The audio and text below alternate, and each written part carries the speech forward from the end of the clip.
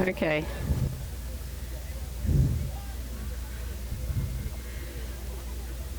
Ja, jeg heter Kristin Vala Ragnarsdottir og kommer fra den islandske universitet i Reykjavik på Island.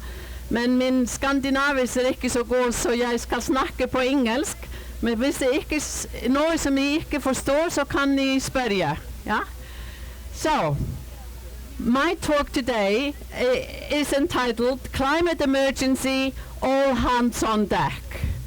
Because we really all need to work together to solve this serious problem we have today, with too much CO2 entering into the atmosphere and warming the planet.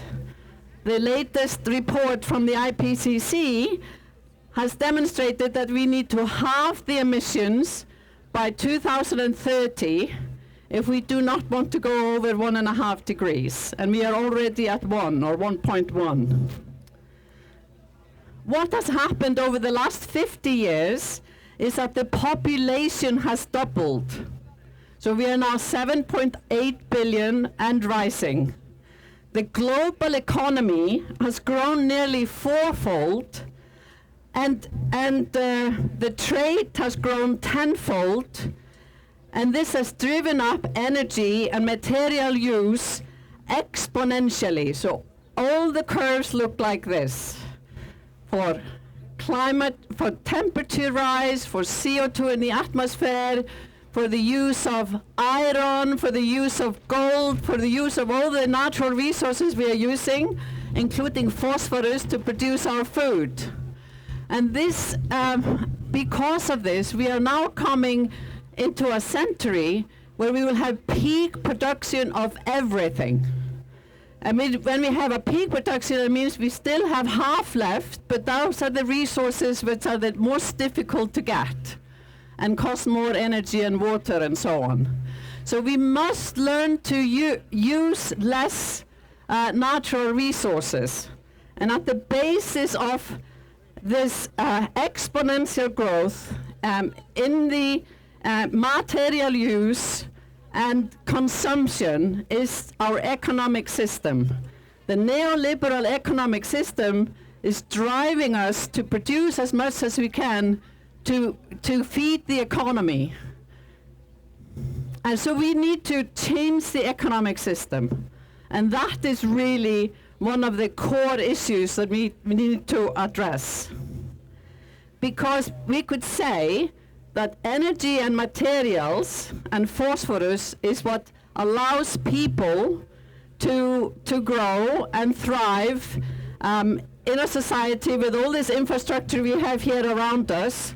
You can see some steel over there and concrete and so on. All of this, and the computer I have in my hand and my telephone and your telephone is all coming from natural resources. And we need to learn to use less. And so at the basis of the economy, we have natural resources. And with this increase in material use and energy, we have, as I said, increased the CO2 coming into the atmosphere exponentially, and it's still rising. And with that is the rising temperature, also exponentially. And you could say, okay, but we have the Paris Agreement, so we are okay. But no, because the pledges that the nations have given so far will lead us to 3.3 degrees and not 1.5. So at the next conference of COP, we must demand more pledges, because the IPCC report said that we have to turn around this increase in CO2 emissions by next year, really, so that we can halve it by 2030. So we have this climate crisis now, and therefore we need to declare climate emergency and set an action plan.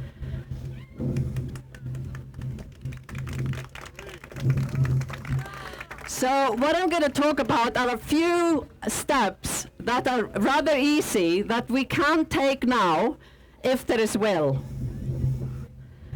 We must redesign the economic system.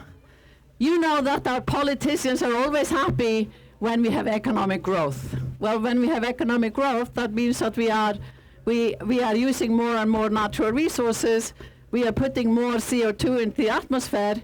And so this is something we need to change. And so we need to stop looking solely at GDP or gross domestic product growth as an indicator of our nation's well-being.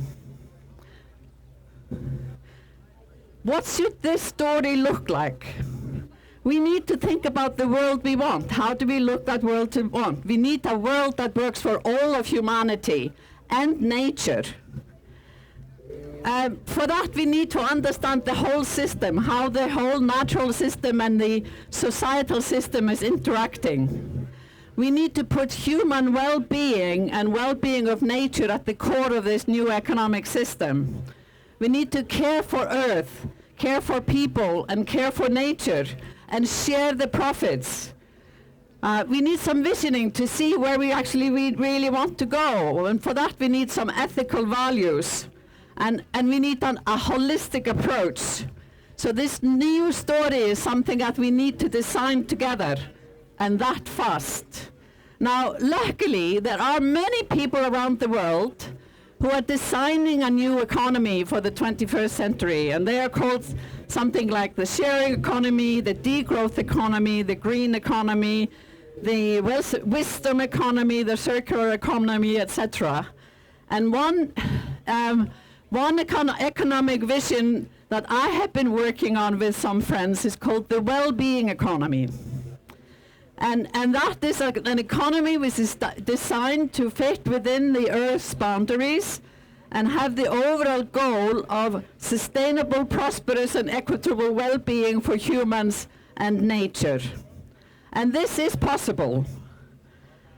So how do we then measure the well-being of a country and of the globe? We could look at GDP or gross domestic product, but look at it really carefully so that we include the externalities, which are usually not in the economic accounting system. So we subtract from it everything that's bad for the economy, like environmental degradation, and we add to it everything that's good, like voluntary work and bringing up children and so on. And then we actually see, even though GDP has grown continuously and still keeps growing, since the late 70s, this new indicator, which is more realistic, which we call the genuine progress indicator, has leveled off since the late 70s and is now going down because of environmental degradation.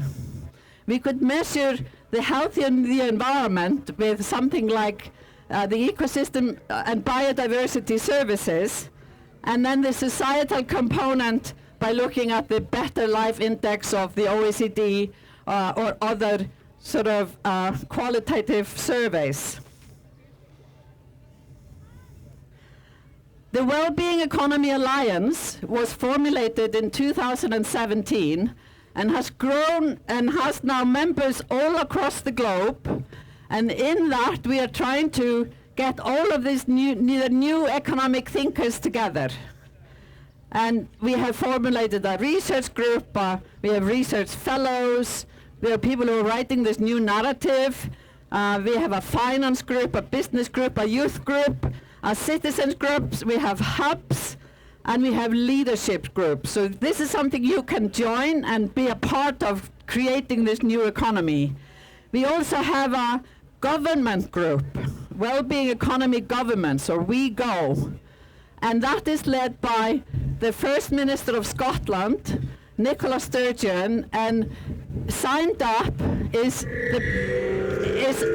my country, Iceland, and New Zealand, and Sweden has been hovering at the edges, but hopefully Sweden will join soon, and we are working on many other countries coming on board. Once we have done that, we can all start looking at, both from a personal perspective, and from the government's perspective, how to create this new economy. We need to redesign our business schools. The business schools have actually taught people how to hide profits, take them out to tax haven, etc. We need to completely redesign the finance system. And there is already an interesting book that, if you want to look at this, called Close Down the Business School, written by Martin Parker at the University of Bristol. We must redesign the economics education and go away from just teaching neoliberal perspectives, which is creating this inequality and environmental degradation.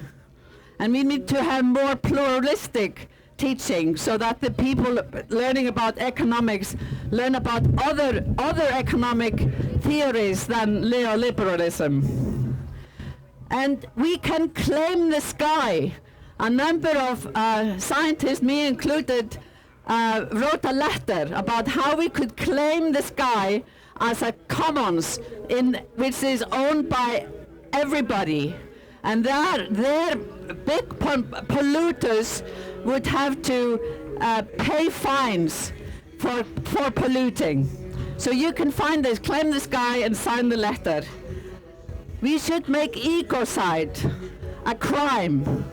And this is actually something that Olaf Palme suggested. But it was further developed by Polly Higgins, who tragically died recently. And we can join that campaign by becoming an earth protector. You can actually sign that also. If we make ecocide a crime, then we can put directors and board members of big polluters like oil companies in prison. We can look at the climate emergency plan from the Club of Rome, of which I am a member. It's a 10-point plan focusing on what we can do now, halting fossil fuel use, building up renewable energy, pricing carbon, replace GDP growth, have better refrigerant management, focus on technology development and material efficiency. We must go back to regenerative land use instead of the extractive land use we have now in industrial agriculture. We must control population growth, and we must have a just transition. So this is an emergency plan thought through by many experts around the world. Sweden can adopt that. And we must not forget the Greta effect, which was pointed out to me when I was in Britain last week.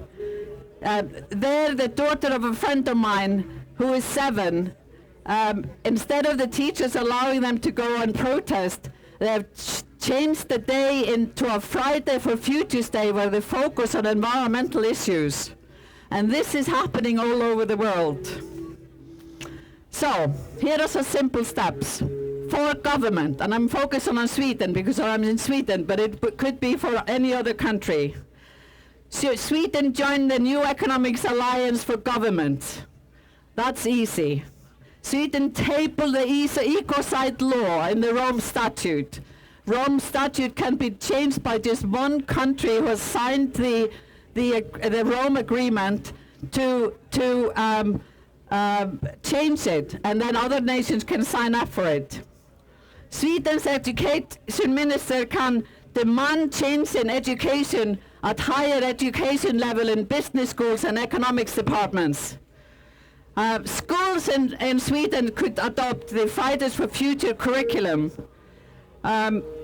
Sweden could declare climate emergency. Now, the UK and Ireland have done it, but they have no action plan. Sweden could be the first country to have an action plan. And they could speed up this action plan by adopting the Club of Rome's plan. And then we, the people, we can sue our governments for not creating a livable future for our children. And this is what children in the Netherlands have done and won. This is what children in Seattle have done and won. This is what children in Oslo are doing. We could become earth protectors and demand that the Ecocide law is adopted in the Rome Statute. We should claim the sky and put the atmosphere into a trust. We could, of course, reduce our consumption and eat local organic food, travel less, etc. And reconnect with nature, make sure that we are actually putting carbon into our soils and growing more trees, etc. We could hold salon discussions in our living room about these issues. This is something that I've been doing since last autumn. And so on every other Thursday, my living room is open to anybody who wants to think about these issues. And we could vote for parties who put climate first. And I encourage you to do that on Sunday. Thank you.